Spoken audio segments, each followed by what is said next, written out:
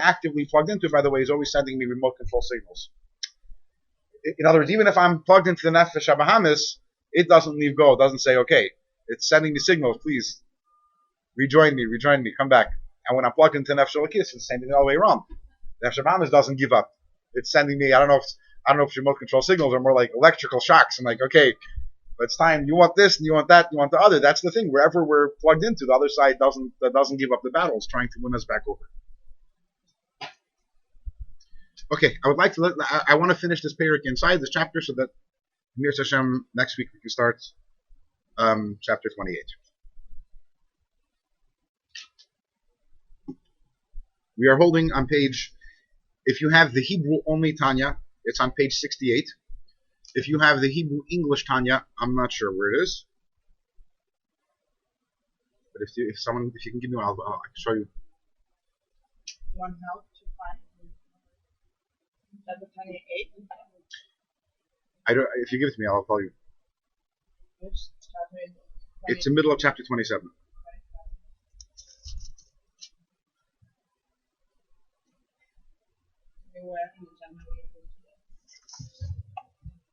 The third side. We're starting.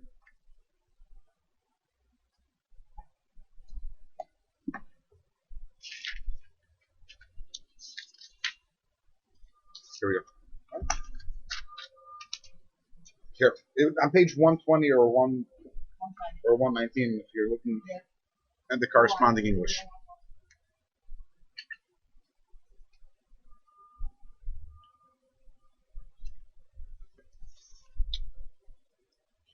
We're going to start where it says V'loy Oid. 10 lines from the top. Yes, 10 lines from the top.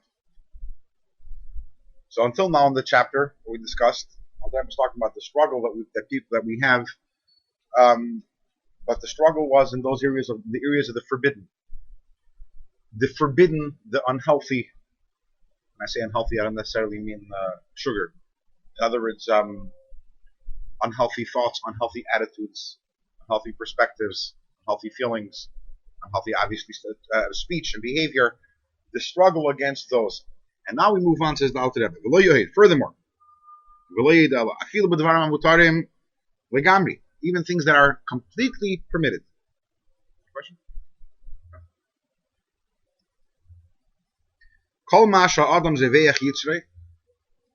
As much as a person sacrifices his or her inclination, even if it's not permanent, even if it's just delaying gratification temporarily, and through that the person has in mind to suppress the sitra achra shebachol asmoli, which is in the left ventricle of the heart. For example, a person wants to eat and delays the meal for an hour, or less. During that time, instead, that person studies Torah. In other words, not that you're replacing one gratification with another, but you're actually doing something useful during that time. Yeah. Okay. Sorry? The Alter Rebbe doesn't address that. This is, again, there is no... Alter Rebbe isn't saying you have to do this. Alter Rebbe is telling you the effect of what happens if you do this. It's a good thing. Now,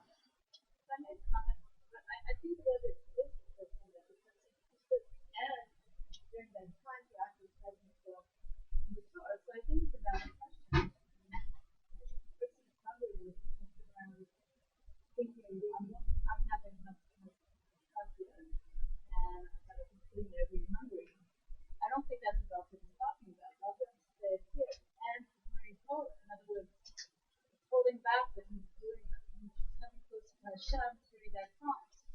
So that's what's very tricky. I think it's about a very valid question. If your hunger is going to cause that you shouldn't be able to serve Hashem, then it's a bad thing.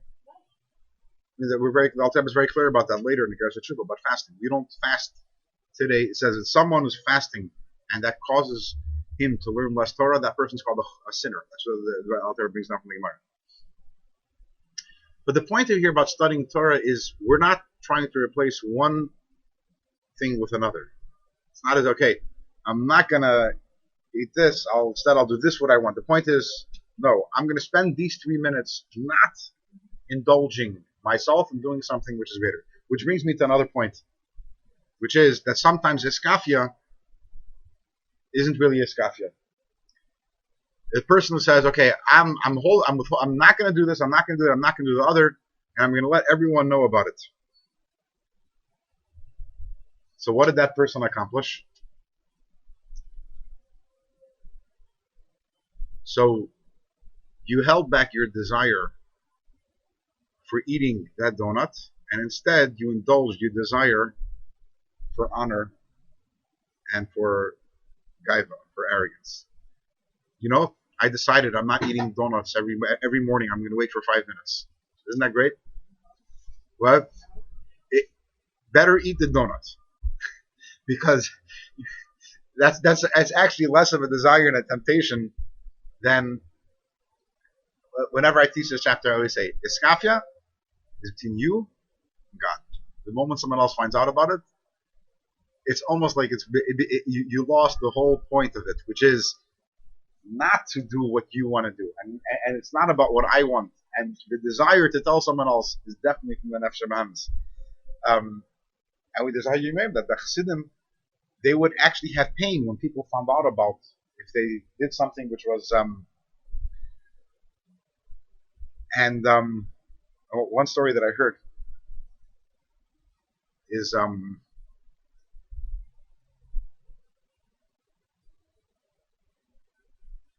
there's maybe I have a lot of stories I heard from this chassid. His name is Mendel Merazov. He's an older chassid, lives in Crown Heights, and he brings. And his father was a very famous chassid, who was a secretary of the Rebbe Rashab and of the Frierdiker Rebbe.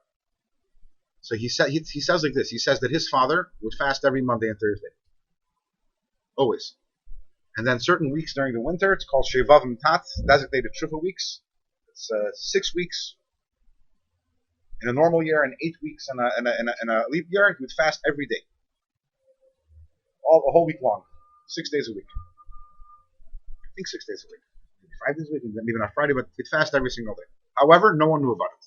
In other words, officially, no one knew. It was never said. It was something which he said I was his son, so I knew because I saw he didn't eat. But you never heard from him. I'm fasting today. There's no such thing. What? Why what? Why?